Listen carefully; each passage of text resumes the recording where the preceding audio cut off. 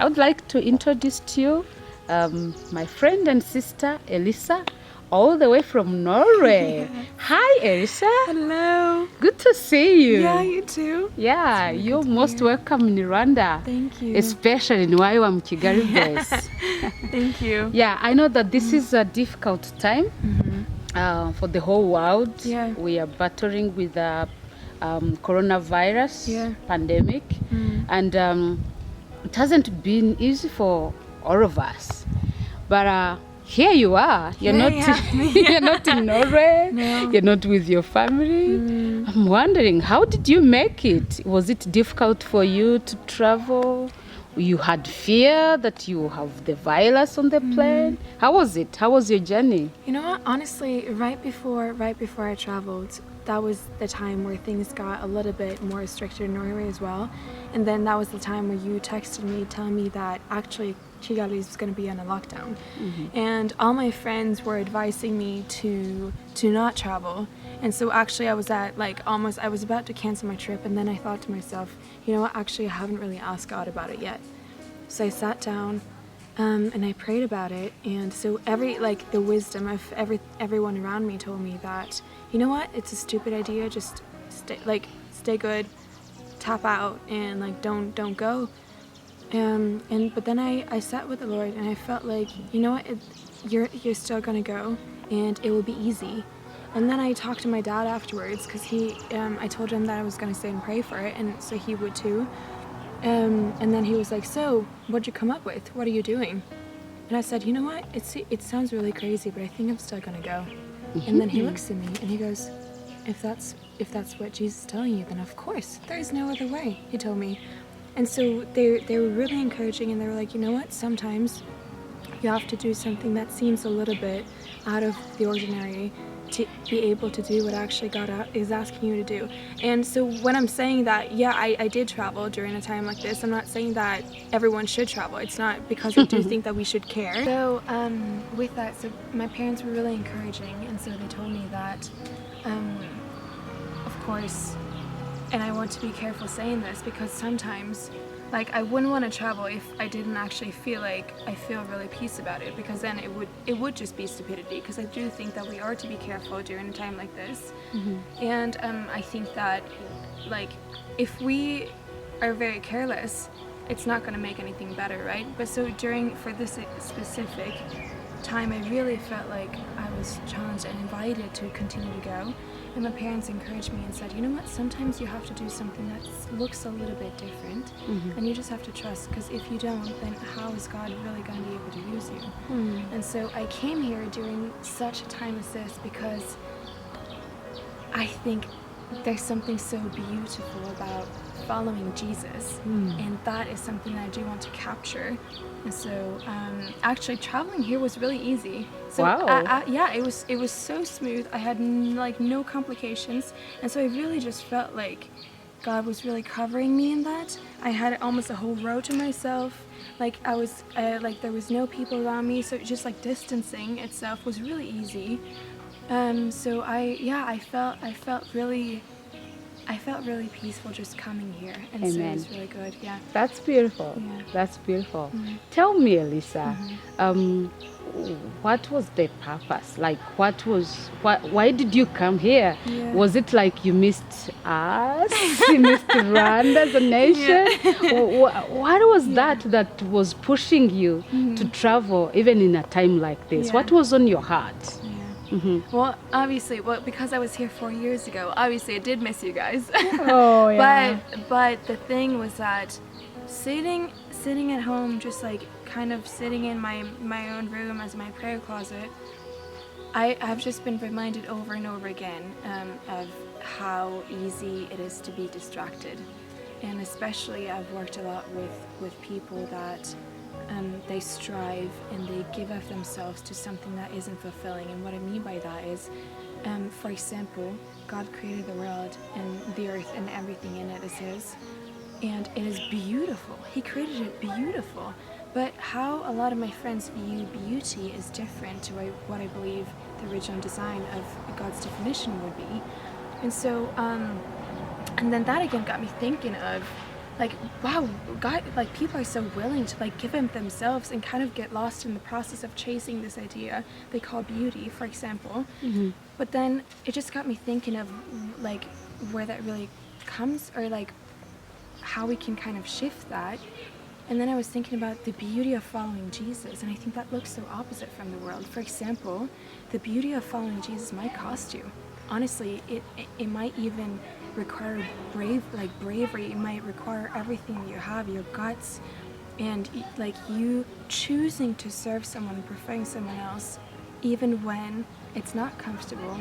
But that is what it looks like. And so, to love is to be emptied, and also, I think that we as believers are, how we love one another is also going to testify, which is written in John, is going to testify how just now I'm losing it right now, but it will be a testimony to the rest of the world that Christ is real, and that he died for us, and that like they're going to know his love by our love for each other. And so that was I think the beginning of the inspiration, and that also reminded me of last time I was here, just hearing so many beautiful stories, but they're not necessarily beautiful in the sense of the world. They're messy, and they're long suffering, and like a lot of stuff happened for so many people. But the beauty of, for example, reconciliation, forgiveness, and the beauty of choosing Jesus in the midst of chaos, I think was something that really stood out to me and moved my heart, and something that I would love to capture and share with other believers. Wow. To be encouraged. Yeah. To the same. Yeah. That's beautiful. That's beautiful to hear that. Wow, that was the motivation. Thank you for coming. Yeah. Elsa. I just, you said that you were here 4 years ago. Yeah. And now, did you find something different in this base than... Well, the first thing that struck me was the pavement. There was no pavement when I was here last time. There was a dirt road that led up to this beautiful roundabout, but now I was like, whoa, first step. They're really like just little improvements. And on the call it a playground, or the common area right here, it's just stunning. And it's really, what struck me is that it's not just well maintained, but it's improved. And there's like I would say that it's like an ongoing growth that also reflects the staff and the people here, because even, you know, I mentioned it the other night talking with one of the girls who we celebrated her birthday, like even just seeing the growth in her, and like hearing you and your like story, and everyone else around here, like the whole idea, or I've just seen like a persistent growth with what you guys have done with the place, but also with the staff and the people. And that is beautiful. Amen. Yeah. That's great. So you found Kigali in lockdown. Did you get a chance to walk out of the base? Did you see anything beautiful outside there, or how was it? This time? Well, last time I was here, that was one thing that really stood out this time. So last time we were here, so one of the people on campus started a school off base in Busansa, David. And when we were here last time, everything was in the beginning. I remember we would like tear down the walls and inside, and we would paint the walls. And so he took me, so it was okay to walk. So they took me, we walked all the way up to the village, and seeing that was beautiful. And also, because I had memories of like what it looked like, and just seeing how God has been so faithful in like building one thing after another, that was something that I saw outside of base. So I was like, oh, that was really good. Yeah, that's really great. cool. That's great. One thing I missed though, what I really loved about Kigali last time is I love the vibrancy of the city and the people. Like everyone's talking, everyone's going around. That's something I really miss seeing. But I think that just means I'll have to come back another time. We're not when we are not in lockdown. That's right. That's right. I know that because it was in lockdown, you spent much of your time in the base. But I know that there are people who live in this base. So how was your time? How have been your time in this community? I know that some people were not coming, and maybe others were staying in their homes. But how have been your experience with the Ywam Kigali community? You know, I was reflecting on that a little bit yesterday, and I think if I would have like kept with my original plan to like kind of go out in the villages and stuff like that, collecting stories, I wouldn't have had the opportunity to spend so much time with the people here. And I was just thinking, you know what? It was such a good time to come during lockdown, because even just what I want to write about, I saw it. I saw the community and I felt it right away when I came here. They welcomed me. It was so great, and how they like all reached out a hand and wanted to let me know that I was welcome, that I was wanted, and yeah, everything. So I've more than like enjoyed and loved just being around, hearing everyone's stories, and how everyone on base as well, they're so different, but that's how we work together. And so it's been a joy more than anything. That's great. Yeah. That's great, Elisa. What is your highlight for these 2 weeks? I think having the girls or everyone, they made me chapati. That's my favorite thing. So you love chapati? Yeah, but the fact that we could, so last night when we sat just outside and the stars like under an open sky, we're kind of like listening to worship music in the background, everyone's talking about different things, you hear laughter, and you just sit in the moment and you're enjoying your favorite food, knowing that your friends really made an effort to make it. And I think that was one of my highlights, actually. That's great. Yeah, fellowship is always beautiful. Yeah. So Elisa, you're leaving today, right? I am leaving today. So this is your second time coming to Rwanda. And I know you've already shared a lot about Rwanda as a nation, but I would like to hear from you. What would you tell people who haven't come to Ywam, Rwanda, and who haven't come to Rwanda? What would you tell them about Kigali base and about Rwanda? What would you say is our... Oh, it's so fun, first of all. It's so fun. You know what I miss? Yeah. Okay, so I'm from Norway, right? And they tend to be a little stiff sometimes, a little uptight. Yeah. But even just fellowshipping, dancing, worshiping, there's like this freedom that you just want to be a part of. And the first thing is that people and the culture and so everyone like makes sure to make you feel welcome in it, so they invite you into it, you know, so you don't feel like an outsider. So you kind of like, you get the permission to get a little crazy. But so that's the one thing, it's so fun, but the people are, how can I say that, so colorful, but in not just because they wear beautiful clothes and I was colors. going to ask, do you like colors? but actually, but I mean with I have seen so many different shades of God's goodness and beauty and faithfulness through the stories, and that's what I mean. Like, I've gained new perspective of like the simplest truths that have just made everything all the more beautiful.